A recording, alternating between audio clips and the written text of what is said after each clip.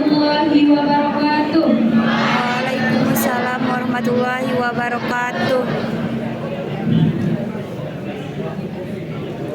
Pertama-tama dan yang paling utama, marilah kita panjatkan puji syukur kehadirat Allah Subhanahu wa taala yang telah memberikan kita beribu-ribu macam nikmat. Di antaranya nikmat iman, kesehatan dan kesempatan. Sehingga pada pagi yang cerah ini kita dapat berkumpul di tempat yang barokah ini. Alhamdulillahirabbil alamin.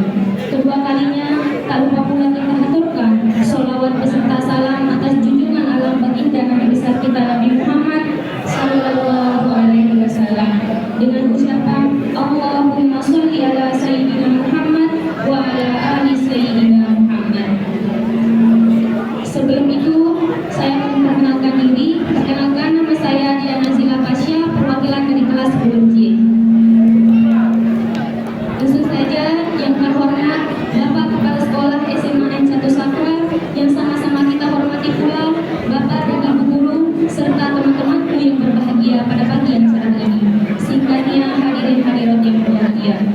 Langsung saja berdirinya saya di sini akan menyampaikan sebuah tausiah singkat dengan tema ikhlas sebagai syarat diterimanya amal.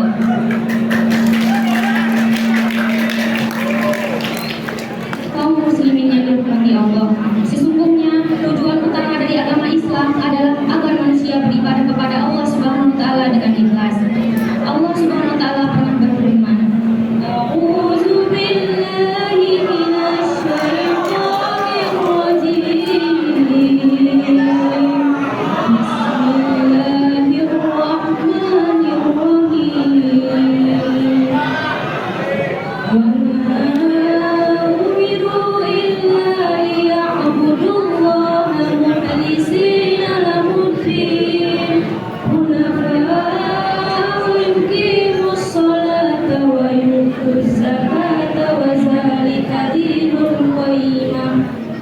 Yang maknanya mereka tidak diperintah kecuali untuk menyembah Allah dengan mengikhlaskan ketaatan kepadanya, lagi hanif atau istiqomah, melaksanakan sholat dan menunaikan zakat. Itulah agama yang lurus atau benar. Quran Surat Al-Bayyinah ayat 5. Lalu apakah yang dimaksud dengan keikhlasan?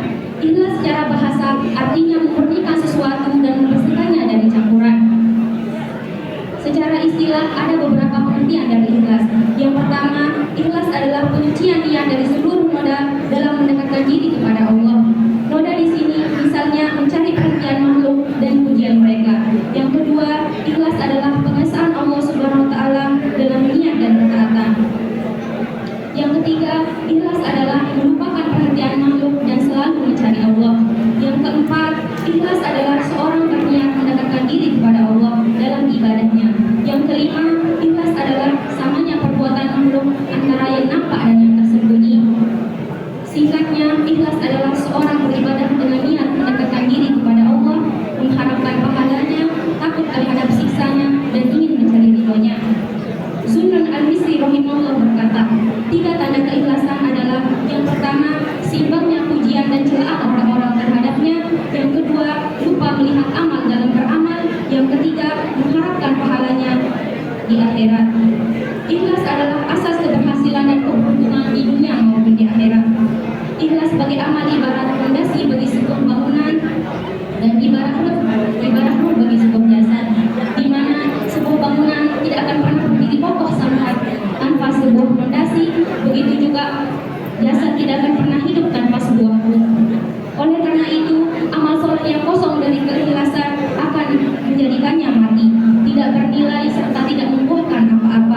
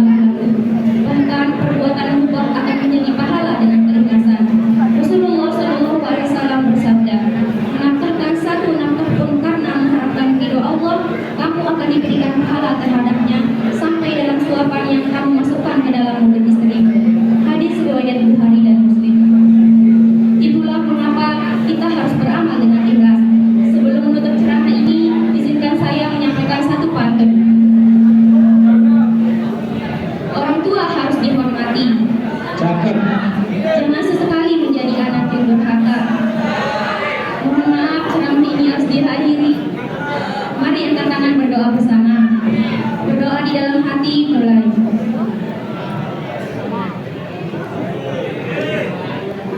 Selesai. Mungkin ini saja dari saya. Bila ada kesalahan mohon dimaafkan. Semoga apa yang saya sampaikan bermanfaat untuk kita semua. Akhir kata, wabillahi taufiq wal hidayah. Assalamualaikum warahmatullahi wabarakatuh.